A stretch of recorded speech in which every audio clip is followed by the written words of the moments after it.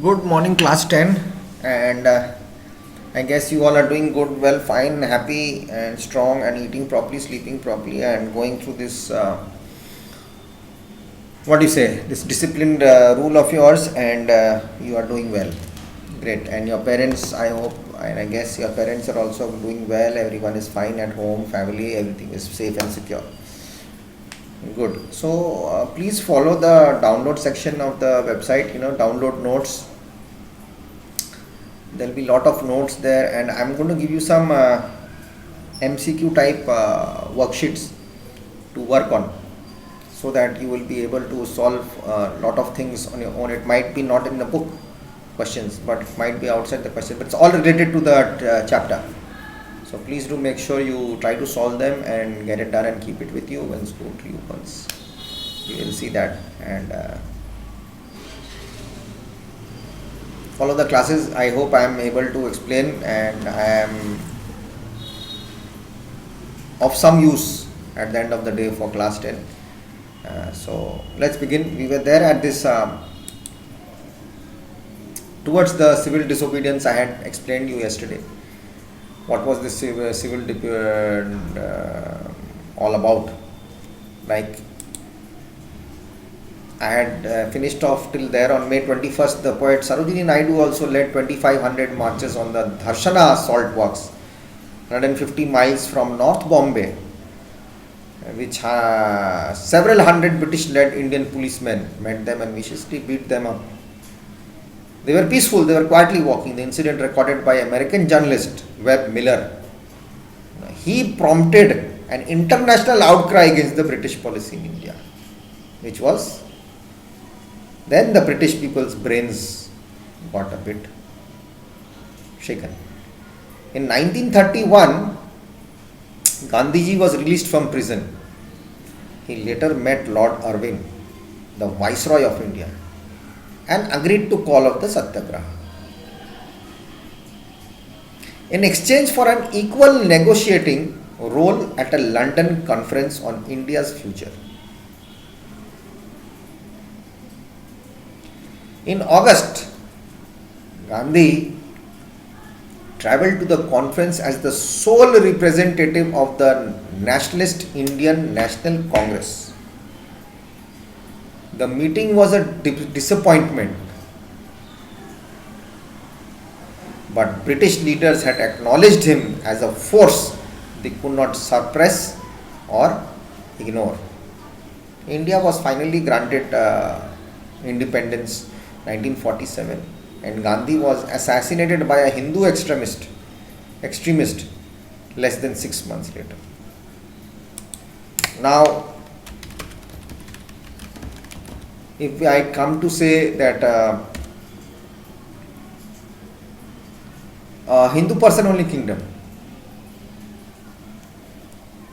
an extremist is a derogatory word. A person who holds extreme political or religious views and instigates or advocates, illegal things to an extreme action. Extremist. That was Nathuram Godse, if I am not mistaken. Nathuram Godse, who shot Gandhi, Mahatma Gandhi.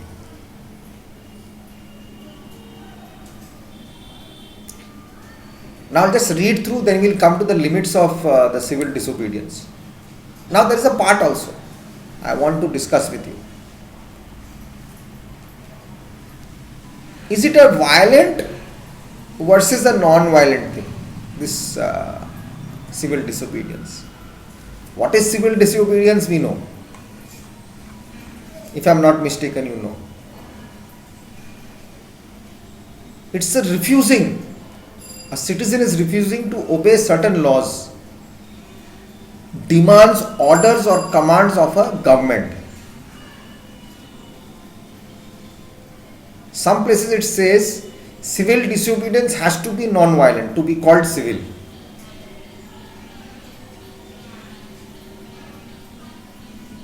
Non-violent resistance and peaceful protest, that is civil.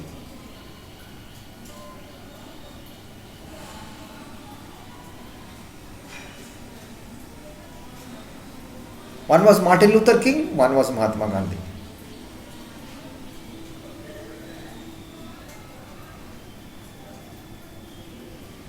Saad Zagol Egyptian revolution had gone on. Susan B. Anthony of the US women's suffrage movement. These were the people. Any man who breaks a law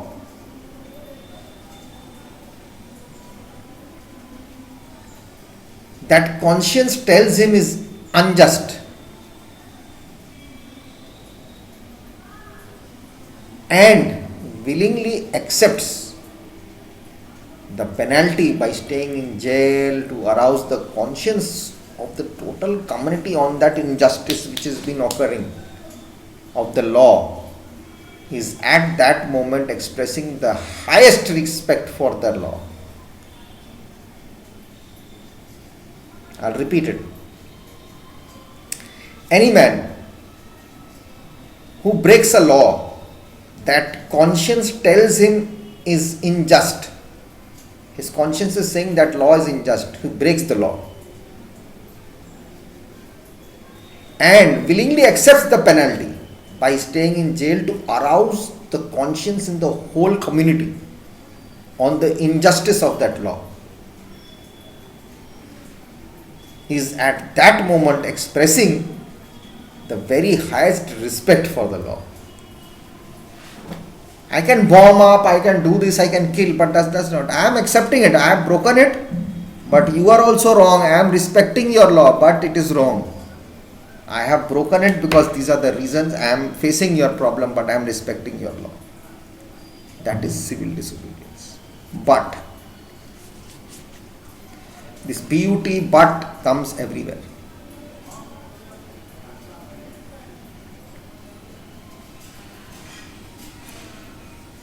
But again it says,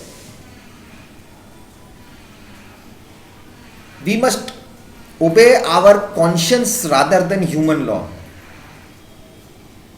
We should not be scared of death that threatens her or threatens us, he or she. But think, how will your conscience tell you, or your conscience will torture you if you do not go against it.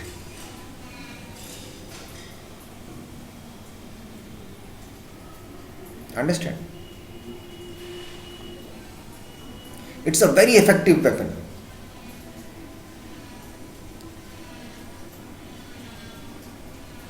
The glorious revolution in Britain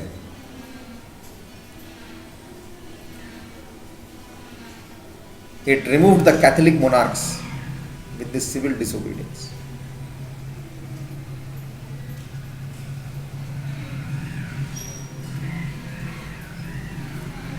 There were laws made by these monarchical people, priests, the Christians, the church, that we are everything, we know what is right.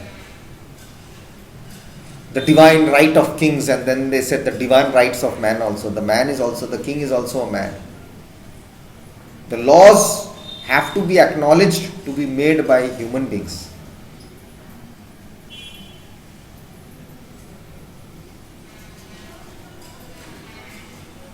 And then Gandhiji wrote about civil disobedience in his book Doctrine Satyagraha. Actually, he was inspired by Shelley's non-violence protest and political action.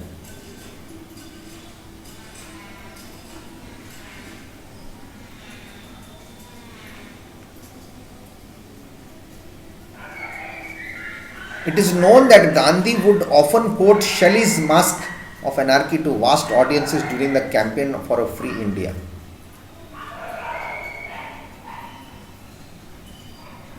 Shelley was a poet, and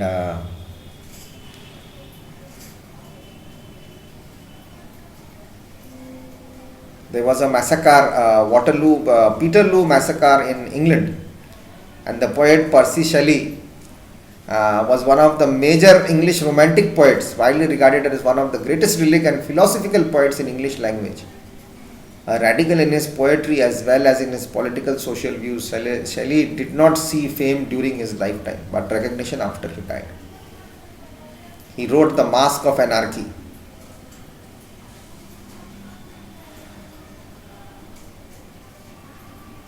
Non-violence resistance he proved. Unjust forms of authority of his time. This is what civil disobedience is all about.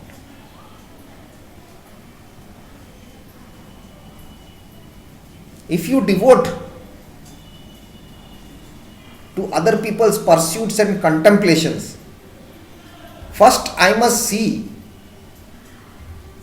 that I do not pursue them sitting on someone else's shoulders. I must get him off first, that he may pursue his own contemplations himself. Isn't it?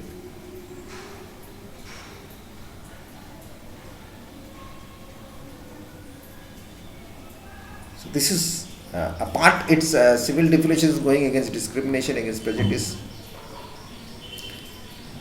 That's what it's all about. So we must know these things.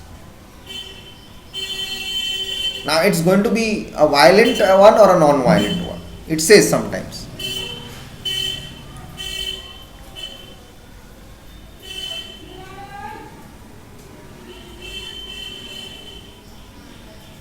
It's actually trying to change the world, civil disobedience. That's what it's all about. So, I'll come back in the next video.